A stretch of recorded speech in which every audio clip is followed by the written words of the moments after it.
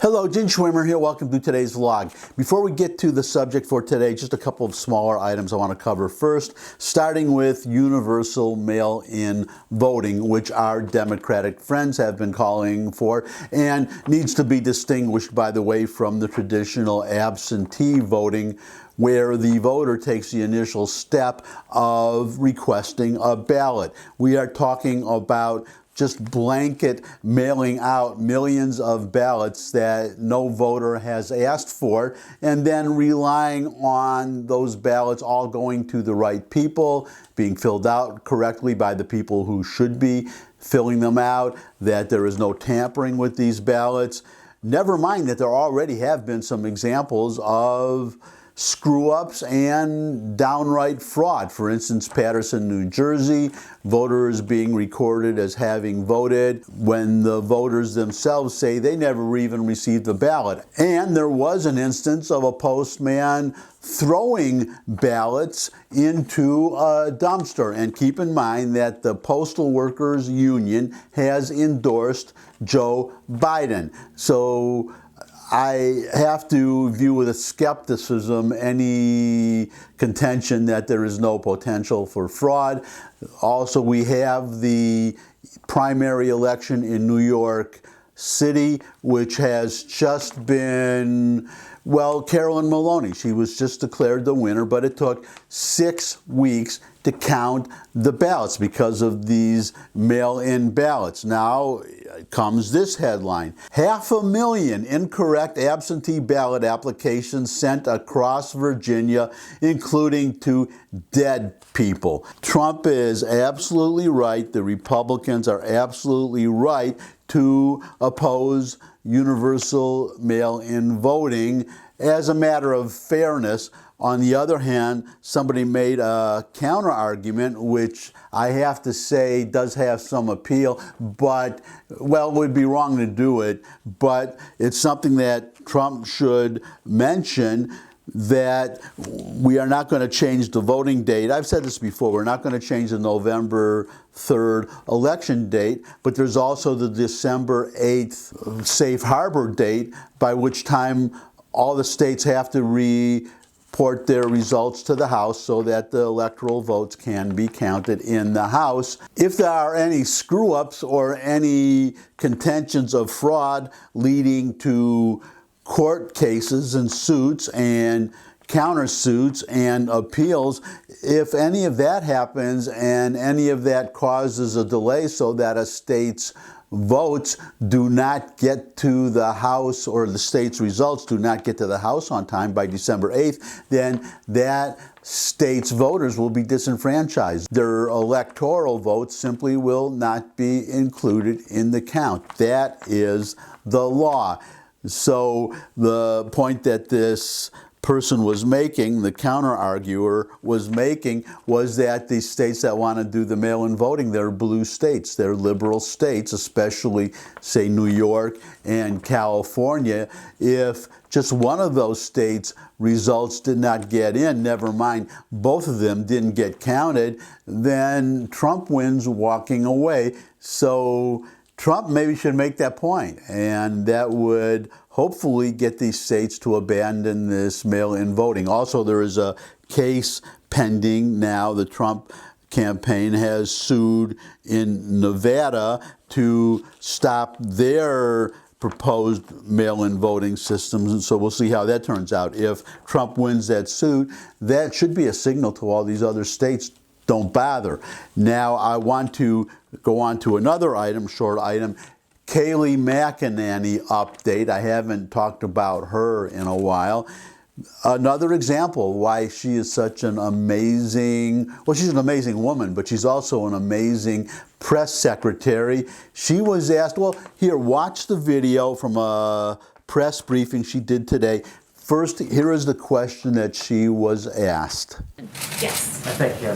A number of Democrats, but also Republican Senator Ben Sasse, has suggested these executive actions are unconstitutional. Can you walk us through what the White House is using as a legal rationale for the president to step in here, and would you be able to share the legal opinions? Now, it's conceivable that that reporter just wanted information, but to me, it came out as, well, maybe because the press is so overwhelmingly liberal, that it was kind of a challenge, that this reporter had a preconceived notion or belief or even hope that Trump was acting illegally, or at least had nothing to back up the executive orders that he did the other day, such as providing $400 a week to people who are unemployed because of coronavirus, suspending collection of the payroll tax, so on and so forth, 4 executive orders. Here is her answer. Yes, I absolutely can do that. First, I would note that what we are doing is entirely within the executive capacity of the president. On student loans, Section 2A, 2 subsection A of the Higher Education Relief Opportunities for Student Acts of 2003, which is 20 USC 1098BB, authorizes the Secretary to waive or modify provisions of student financial assistance programs to ensure that... That is what is so impressive about Kayleigh McEnany, or somebody on her staff. Maybe it's not she, but somebody on her staff, or she, they anticipate these questions ahead of time, and they are always, or she is always prepared. She gave chapter and verse. She quoted or cited the specific regulations, the specific laws that allow Trump to do what he did, and then contrasted that farther with Obama and DACA, noting that Obama said 23 times that he did not have the authority to issue his executive order on DACA, and then he went ahead and did it anyhow. So that, again, is just an example of how impressive she is and how ably she refutes attacks on the president and then turns around to defend the president and to show the press's hypocrisy by citing examples from previous administrations or from other Democrats, say House Democrats and Senate Democrats. Now on to today's subject.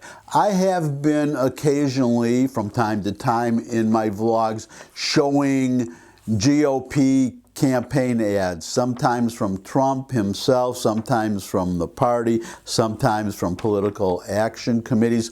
This one that I'm about to show you comes from the Republican Party. What's important about this particular ad is it could also be considered a public service announcement, because the press, our friends in the liberal press, have been bending over backwards to hide Biden's obvious decline in his mental acuity. This ad really lays it out, makes it stark. What it really does is compare the Joe Biden, it's Biden versus Biden. I think that's what they're calling it. And that's really what it is. It's Biden of 2008, not that long ago. We're not going back to the 70s or anything. Biden from 2008 contrasted with Biden today. Watch. You ask anybody in there whether or not the economic and foreign policy of this administration has made them better off in the last 8 years. And in addition to that, we have to make sure that we are in a position that we can insure every single solitary kid. We can provide catastrophic health insurance right off the bat. We can do that for the cost of just one thing, the tax cut for people in the top 1%. And with I don't know. You got to give them to the people who are going to spend the money. You got to deal with making sure American companies can be competitive, have a health care plan that doesn't put them at a disadvantage when they compete overseas. There's during World War II, where Roosevelt came up with a thing that was totally different than he called it the.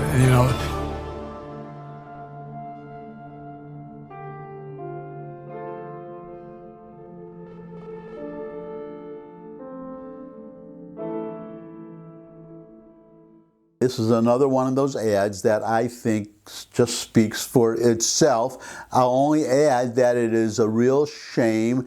Biden himself obviously wants to be president, but somebody should be telling him, Joe, it's time to hang it up. You need to just have a nice retirement and just enjoy your declining years. But most of all, that man is not prepared to be President of the United States. And I am not talking about his experience or anything he's said or done in the past. I'm talking about today, and I'm talking about his medical condition today.